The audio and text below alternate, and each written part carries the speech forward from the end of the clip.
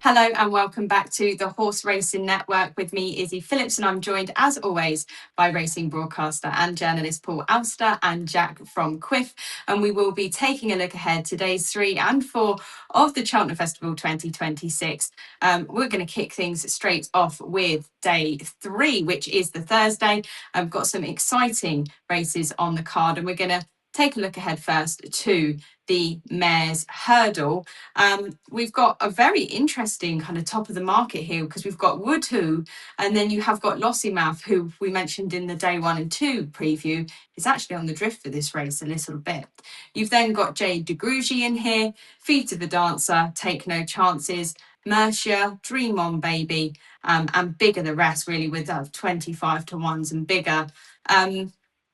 Woodoo really does seem a really, really exciting horse. I think has been mentioned by Gordon Elliott as being basically one of the bankers of the festival for him. I love Lossiemouth. I'm hoping she's going to go in the champion. But outside of Woodoo, maybe a chance with Jade de Grugy. I think that they're probably going to be safe and sound coming home 1 and 2. Jack, what's your opinion on that? Lossiemouth runs in the champion and loses. Woodhouse wins the Mares' Hurdle, and La Vida Ediva stays on from at a big price to finish third. That's me done. Fair enough. That's us sorted. Thank you, Jack. We'll see you next time. Paul, what about you? Are you agreeing with Jack? Is it straightforward for you if you've got the first 3 home? Well, it's never that easy in racing, is it? I wish it was. We'd be all retired. Me too. I would love to see Woodhoo win. I think she's just such a lovely, lovely mare. And, Lossiemouth, she should have run in last year's champion hurdle and they missed the boat there, didn't they? But maybe they will have a crack at it this year. We're recording this on the Friday evening, and we don't yet know who's going where with a lot of these races. But I really think those two have got a bit in hand of Jade de Grugy, and I wish Jack all the best with La Vida Ediva, but I can't see it. So I'm just on a Lossiemouth bandwagon. I'm just a follower. That's all I'm waiting for. So I think Woodhoo for this, because I think that if Lossie goes to the champion, she wins it. But there we go, Jack. That's it's like long presse all over again. Who will be right? I don't think I've took to win it this year yet, so don't follow me, but by all means. But after that, it is the Stayers Hurdle, and you have to be a little bit of a stayer if you're still going at this point at the Cheltenham Festival. And at the top of the market, we have last year's favourite and second with Tahupu for the Rob Core colours. You've got Honesty Policy in here as well. Cabrao de Mathan, a horse that's featured quite a lot on our previews this season, where we've been talking about his improvement for the Skeltons, moving from Nichols. You've then got another one for Rob Core, and last year's winner with Big Bad Bob Ollinger in at around 7 to 1. You've got one of Jack's favourites on the podcast with Marchand 2 in here. You've got Ballyburn still with an entry. Obviously, he has come out of the champion hurdle, so this does look to be his preference. Impostoir Hewick obviously only cost €800. He's had his entry in here since the dawn of time. And then you've got a lot bigger, the rest, the likes of Home by the Lee, 40 to 1 plus. Paul, I'll come to you first for this one. Who do you like for the Stayers Hurdle? I think this is a really good race. This is a proper betting race, I think. Tiupo and the other Rob Core horse, Bob Ollinger, fought out the finish last year. And of course, it was Tiupo, wasn't it? No, it was Bob Ollinger. But that Bob won it Ollinger. Yeah, I keep forgetting which one it is. Well, I don't think there's going to be a lot between them once again. I know that he's getting on Bob Ollinger, but he'll have improved for that first run back behind Tiupo at Leopardstown. But I was very struck. You were talking about the Willie Mullins stable tour in our day 1 and 2 preview. But Gordon Elliott, I've seen 1 or 2 pieces with him, and he's made the point that if it was soft ground, then he, would have chances. If it's good ground, he will have chances. But Honesty Policy, I think, is the young horse coming up against horses that we know are good, but he's throwing him in there. And I know after that run against Impostoir that they think they've brought him on quite a lot since then. And I think in the JP colours, Honesty Policy maybe is going to be the value bet in the Stayers Hurdle. I think I'm really taken by Cabral de Matan. I just can't get over the fact that the last time we spoke about him, we were questioning whether Dan Skelton could improve a horse by about a stone. And it Do you turned think out he'll he stay? Pardon. Well, I think this is the thing, because Yeah. he was meant to run in a 3 mile race, but he ended up being a non-runner, and it's a shame. Mm, Actually, I would have quite liked to have seen whether I thought he would get home. He's a kind of horse that I feel could be anything because of the improvement that's been in him so far. He absolutely could go and run over 3 mile and kind of blow everyone out the water and be a real big surprise. And I think that that's why he's quite exciting at the prices. But my heart is with the old boy, is with Bob Ollinger. I think he can do the same again, and probably bring the house down for Henry de Bromhead. That's for sure. But what about you, Jack? Are you in agreement with me with some interest in Cabral de Matan or Bob Ollinger, or do you think differently? I mean, Cabral de Matan will need Harry Skelton's all his poise to basically smuggle him into the race and get him to stay Mhm. 3 miles. I just don't. Happily proved on. I think he might struggle to stay 3 miles. I think they're going to go at a fair clip here.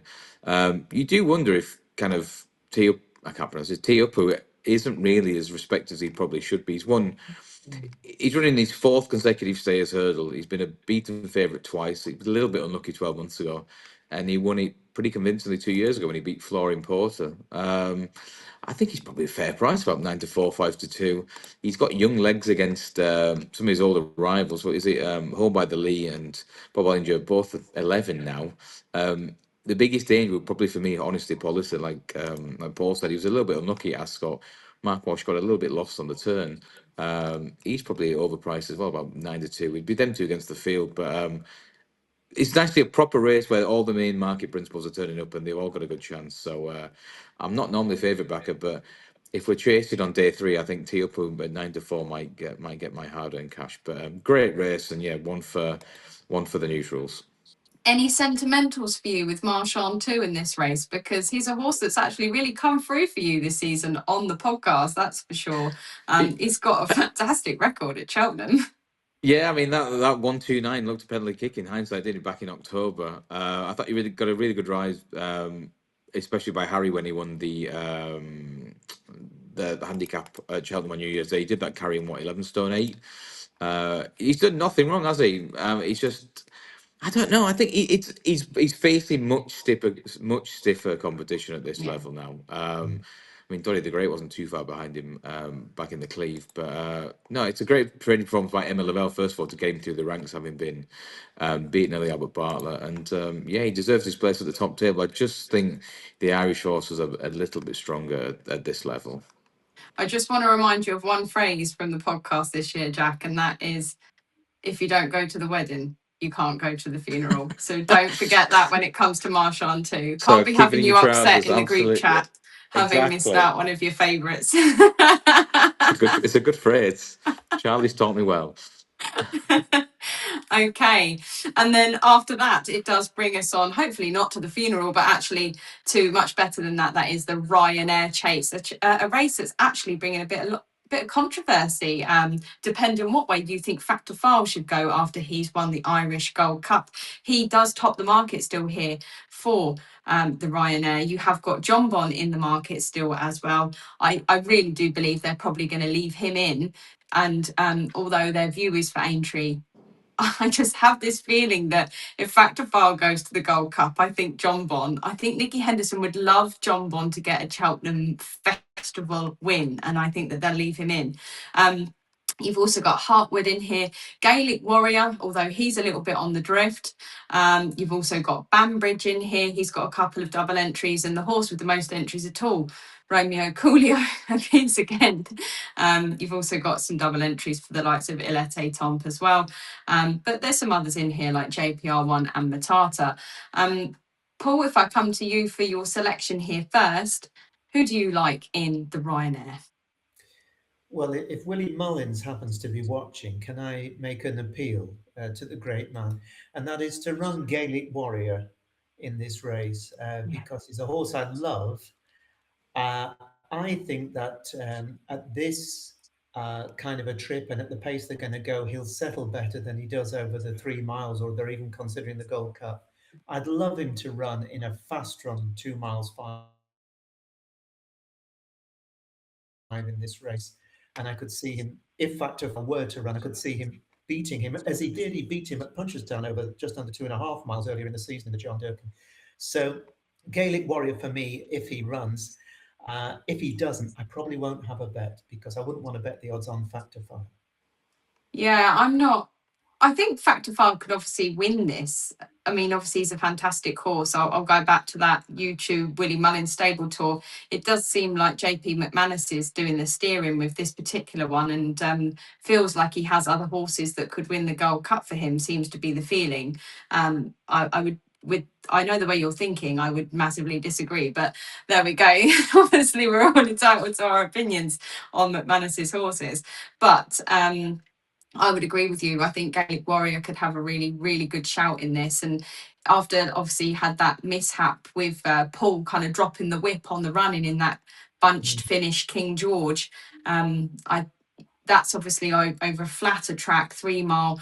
I think the extra 2 furlongs of the Gold Cup probably wouldn't suit him. And actually, like you say, a fast run, kind of 2 mile 5, I think would. The only other horse, and I'm similar to you here, Paul, the only other horse I think would really suit a fastly run 2 mile 5, as we've already seen this season, would actually be John Bon. Pic D'Orhy set an absolutely blistering pace for that race and basically set out and told John Bon to come and get him. And I was in the Pic D'Orhy camp on the day, if you remember, and I thought that John Bon's performance was marvellous. So if John Bon doesn't run, I think I would struggle to have a bet in the same way as you would maybe with Gaelic Warrior. What about you, Jack? Have you got a one in your in sort of horse, or have you got something else that's perhaps definitely more likely to run? I was like definitely more likely, but again, very boring. Dickie Johnson was at this Cheltenham preview last night. So he spoke to AP Factor Files that runs in the Ryanair, and he says he's absolutely guaranteed. So I wouldn't fancy I would agree with Paul. I think Gaelic Warrior, the Ryanair's a perfect race for him, but I think he's going to run in the Gold Cup. Don't think he wants 3.25 miles, but who am I to argue with Willie Burns? Factor File, he probably wins, but he wouldn't be anything for me at 4 to 7, 8 to 13. I think if Matata gets something if it's good ground, Matata gets something of a soft lead. I think she could run into a place, or it might be something one of those betting without the favourites, about 25 to 1. I do like the way she jumps. She won for us on New Year's Day as well. So I did go to the wedding, so we can go to the funeral. Matata at 25s. I absolutely love that.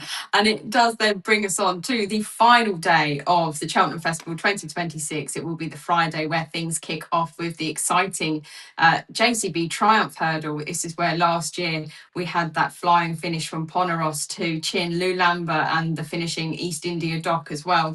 In the race this year, we've got another JP McManus horse topping the market with Proactive. You've also got Salma Deveri, Minella Study, Maestro Conti for the Skeltons. You've got Macho Man, and gosh knows how many other Willie Mullins runners as he usually has in this. Instead of reeling them all off, obviously, because we are a little bit further for decks for this particular card. Jack, I'll come to you first here. Who's your selection for the Triumph at this stage? I mean, the thing is, I was toying with the idea. So everything, when you say you should have, it means you didn't. I was looking at just back in loads of these long shots last year, thinking that well, if Willie Mullins, first of all, he's running them, he must think must have a little bit of ability. But one of those when you can't fancy anything at the start of the market, you kind of struggling. I think if Minella Study was trained by a flashier trainer than Adam Nicol, he'd be a lot shorter. I do like the way he won at Cheltenham's December meeting. He stayed on really well up the hill, and providing he's got him in good nick, I think he will probably carry my money, but it's not one to get overly involved with, just purely because Willie Williams could have anything in this race, and you'd be caught cold. But yeah, if I'm doing for the quiff internal tipping competition, I think we'll be flying the flag for the North, up the Manila Study. I love that. Northern horse for you, Jack and Paul. This will be a no bet for me at this stage. It's just too unclear as to exactly what's going to run. There are a number of horses that have shown very good form thus far. I take Jack's point about Minella's Study. I think he's would be a lot shorter if he was with one of the big stables. And I've been pretty much impressed with the attitude of Maestro Conti. So maybe Maestro Conti will be my each way fancy if he turns up. I'm coming at you here with a little bit of studying that I've done, and I think I've picked one at a bigger price. So here we go. It's on the Minella vibe, but it is Minella Academy. He's in here for the HOS Syndicate. Obviously, they had Ethical Diamond, who obviously went and won at the Breeders' Cup for Willie Mullins. So they've got him here. This horse has never run for Willie Mullins. His only run has been for John J. Nayland, and he's obviously moved over to Mullins Stables. And that race that he did win, he actually won it by about 8 lengths. And I think that obviously that was a yield into soft ground. I think that conditions should be ideal. Willie Mullins, big price, well-known ownership. And I Get think he on. could absolutely fly here. And it'll be a repeat of last year. It'll be Pony Ross Mark II for Minella Academy for me. He's currently around 25 to 1, been backed in from nearly 33s. And that's where my money's going to go, albeit that he does run. We'll click this up after he wins on Friday. I am definitely loyal to Willie Mullins, and I had the 33 to win one in the Breeders' Cup, so I'm hoping and praying that he can do the same again here. That's for sure. That is let's put my sneaky, like, bigger odds bet of the week, because I do like quite a few of the favourites and I'm a bit boring, but no, I really do fancy him actually. Which then does mean that our next race that we're going to take a look at is the Albert Bartlett. Very exciting race, usually always brings up some good performances. And in the market here at the top, we have Dr. Steinberg for Willie Mullins. You've got the Devil Uno for Paul Nolan. You have got an entry here for No Drama this end, but don't think he's going to go in this race. You've got Spinning a Yarn, Espresso Milan, I'll Sort That, Apache Tribe, and sort of 16 to 1 and bigger the rest. Still plenty of runners in here. Was it Cryptic Jim that you mentioned earlier, Paul, that you liked, or is it a different horse? Cryptic Jim is a horse I think will run well. I tell you what I think, because I know we're a bit pushed for time, but the one horse that I'm interested in here, if it runs, is Espresso Milan. Willie Mullins' horse won over 2 3/4 miles at Thurles last time out. The further they went, the better. I think he's just a really interesting horse, assuming No Drama Descend isn't in here. I know he's got Dr. Steinberg, but I do like that Espresso Milan as a horse who looks the right type for this race. I think, obviously, I mentioned Cryptic Jim. It's been a long time since we've had a Brocade Racing winner, the sort of likes of Native River, that obviously winning at the Cheltenham Festival. But I just think he's been winning his races in kind of good fashion. Obviously, he won that race at the Cheltenham Festival Trials Day, where he beat Taurus Bay by a head in that kind of really dim photo, because the race didn't go off till late. But yes, I think Cryptic Jim could have a good shout here at 25 to 1 going up in trip. What about you, Jack? Any fancies in the Albert Bartlett? Absolutely nothing. I couldn't back Dr. Steinberg at 5 to 2 just purely because I think these races end up being the Albert Bartlett. If you look at the winning price of the last, let's say, 5 10 years, it's been a horrible race of punters, especially if the rain comes on the Friday morning. You need a horse that doesn't stay 3 miles, stays 4 miles. So it ends up being something of a boat race. The Paul Nolan horse was pretty impressive in the River Don, the Devil Uno. That would probably be something, again, if I'm looking for something for the internal tipping competition. But if Paul also tells you back Espresso Milan, I'll back Espresso Milan, and that'll be one for me at this stage. A few in the notebook from Paul tonight, that is for sure. But that does leave us with our last race that we're going to cover. It is that coveted Cheltenham Gold Cup. It is probably the most exciting race of the week, not only because it normally is, but because this year's field is absolutely insane. You've got a massive battle with the British against the Irish, and at the top of the market, you've got Gaelic Warrior, and you've got Django Bay, who's also well fancied, the Jukebox Man after that win in the King George. You've got Galopin de Champ, two-time winner of the Gold Cup. You've got Haiti Couleur in the race. You've also got I Know the Way You're Thinking, last year's winner, Grey Dawn in for the Skeltons, Spillane's Tower, another for McManus. You've got Affordale Fury, who obviously beat Galopin de Champ before as well at Leopardstown. You've then got what I would call in here the Grand National contingent, the likes of Grange Clare West, I Am Maximus, Nick Rocket, that will also run as well. Guys, this is probably one of the most exciting Gold Cups we've had for a really, I think, a good couple of years actually. I love the jukebox man. I can see Harry Redknapp talking about how it feels like he's won the Champions League. I can see the presenters running over to him. I can see the fanfare already. Ben Pauling is really bullish. I think he was impressive to fight back in that King George. And I think that for that reason, those extra 2 furlongs will actually really suit him in the Gold Cup. But what about you? Jack, if I come to you here first, your selection in the Gold Cup. Um, it's a fantastic race, first of all, right? I think it's something the festival has kind of needed for a while to get a lot of horses of such quality. Altogether, you've got what the first three from the King George, they're all beaten by what head and a short head, all renewing rivalries, as well as last year's Gold Cup winner, as well as the horse that's won the previous two renewals. Um, Fantastic race. I find this really really difficult. Um, a special mention for Envoy Allen, who's running, I think, in his seventh festival. Brilliant training performance for him. You've got last year's national winner. For me, I think it's too hard to pick anything too short. I like the form of the Cotswold Chase, and he laughed at me for fancying Long Presse. I think Venetia's horses couldn't get in any worse form around that time. I think he's potentially overpriced. I think he's 66 to 1 in a place. And Spillane's Tower, who had the beat of him in his run before, he's kind of, I would say, a bit of a forgotten horse, but he did it pretty nicely in the Cotswold Chase last time out. And I don't think Jack Kennel will be riding this time. The fact he'd kind of gone kind of missing after beating favourite in the King George 12 months prior. But if he can put it together, he's probably a big price at 14 to 1. But it wouldn't be a race where I'm going to get overly kind of financially invested in. But I think it'll be the race of the festival. Yeah, I can see loads of them being there going down to that third last. I can see a real bunch of them all being in with a good chance. Paul, out of those that we think will be in with a chance coming down to that third last, who do you think can win it?